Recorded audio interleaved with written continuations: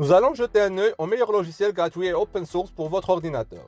En bref, lorsque vous voyez le terme logiciel open source, cela signifie que son code source est librement disponible pour que les utilisateurs puissent inspecter, modifier et distribuer le logiciel à n'importe qui pour n'importe quelle raison. Je vais vous montrer 10 de nos favoris personnels, ils sont tous bien établis, fiables, entièrement gratuits.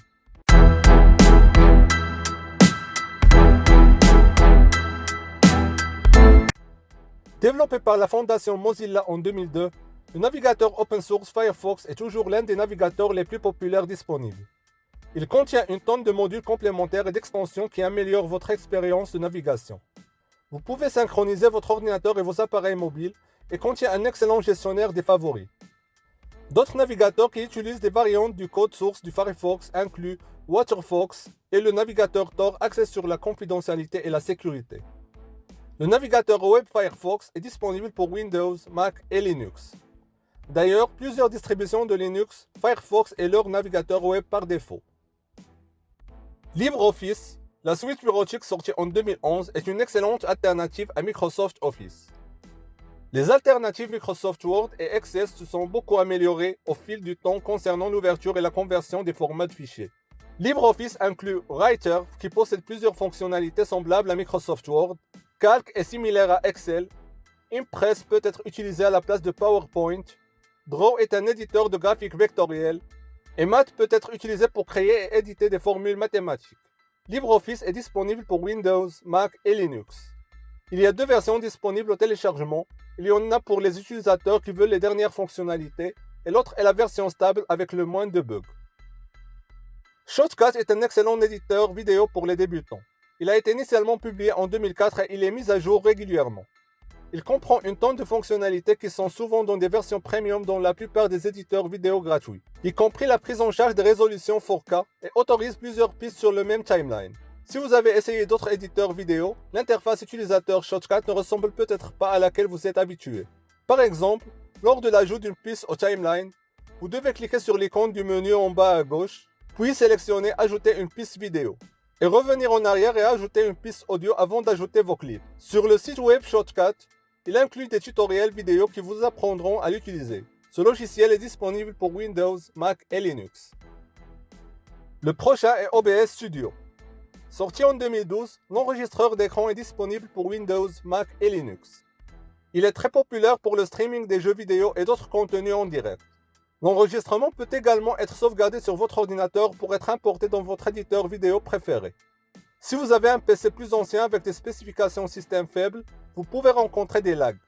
Selon la plupart des gens, la seule vraie solution consiste à avoir un PC performant. De nombreux utilisateurs d'OBS Studio rapportent qu'ils trouvent cela un peu difficile à utiliser. Au début, je vous recommande vivement de consulter les différents tutoriels disponibles en ligne. ShareX est l'un des meilleurs logiciels de capture d'écran jamais créés. Il a été initialement publié en 2007 et n'est actuellement disponible que pour les ordinateurs avec Windows 7 ou une version plus récente. Avec autant de fonctionnalités et de moyens de capturer n'importe quelle partie de votre écran, le nouvel outil de capture d'écran de la dernière version de Windows 10 semble pathétique. C'est assez simple à utiliser. Allez simplement à Capture d'écran dans le volet de gauche et sélectionnez votre méthode de capture d'écran. Pour des tâches simples, vous pouvez même utiliser ShareX pour enregistrer votre écran, sinon il vaut mieux utiliser OBS Studio. Si vous sélectionnez la capture de page web, cela fonctionne très bien pour capturer une page web entière. En haut, entrez simplement l'URL de la page web que vous souhaitez capturer. Dans cet exemple, je vais simplement utiliser le site web ShareX. Cliquez sur Capture. Quand c'est fait, cliquez sur Upload. Avec chaque méthode de capture d'écran, en haut, vous avez différents choix. Enregistrer, uploader et marquer vos images. Le logiciel le plus ancien de cette vidéo est GIMP. Sorti en 1996, cet éditeur de photos est l'une des meilleures alternatives gratuites de Photoshop.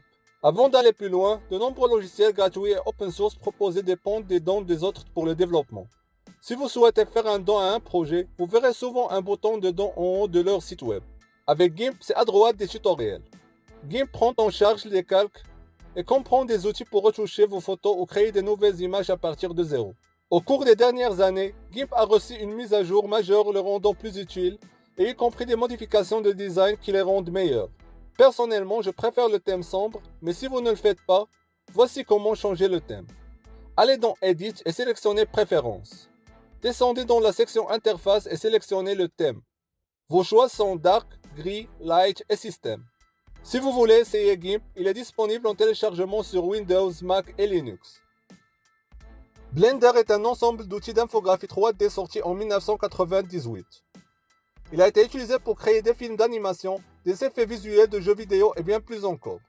Certaines de ses fonctionnalités incluent la modélisation 3D, l'édition des images matricielles, le squelettage et le maillage et contient même un éditeur vidéo.